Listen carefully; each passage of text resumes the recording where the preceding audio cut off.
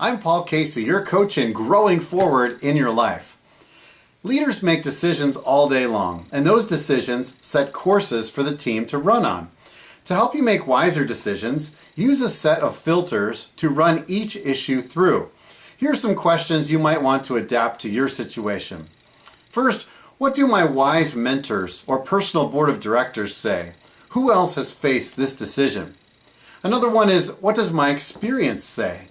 Or how about, does this negatively impact or positively benefit the company vision? Am I excited about this? Or the opposite? Is there a pit in my stomach? Is this a temporary or a long-term solution? Is this extravagance or excellence? How does this decision fit with my personal leadership values and vision? How will this impact the schedule of what's already on my and my team's plate? And do we have the resources available that will be needed?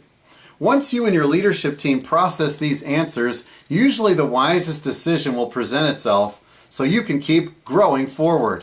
Contact me at paulcasey.org or on Growing Forward Services on Facebook if you want to grow to the next level in your leadership.